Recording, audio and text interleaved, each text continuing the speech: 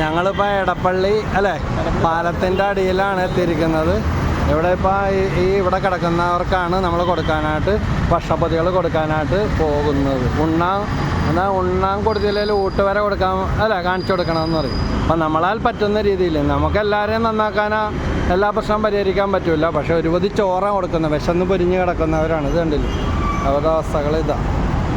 പക്ഷേ എന്തെങ്കിലുമൊക്കെ ഉണ്ടെന്നുണ്ടെങ്കിൽ ഇങ്ങനെ ഒന്നും കിടക്കില്ലല്ലോ.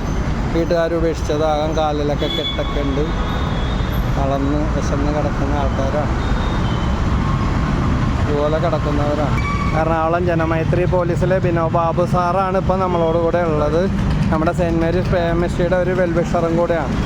ഇപ്പോൾ വിളിച്ചുണർത്തി അമ്മ മക്കൾക്ക് ഭക്ഷണം കൊടുക്കുന്ന പോലെയാണ് ഞങ്ങൾ ഇവരെ പലരെയൊക്കെ പലവിധ രോഗങ്ങളും ഷുഗറൊക്കെ അങ്ങനെയൊക്കെ ഉള്ളവരൊക്കെ ഉണ്ടാവും. ഏതെങ്കിലും അപ്പനും അമ്മയൊക്കെ നല്ല കൺമണി പോലെ വളർത്തിയ മക്കളോ അല്ലെങ്കിൽ കുടുംബത്തിലെ ഉത്തരവാദിത്തങ്ങളൊക്കെ നിറവേറ്റി പക്ഷേ ആർക്കും വേണ്ടാത്ത അവസ്ഥയിൽ ഉപേക്ഷിക്കപ്പെട്ടവരൊക്കെ ആകാം. ചോർമ കയറി കിടക്കല്ലേ കേട്ടാ.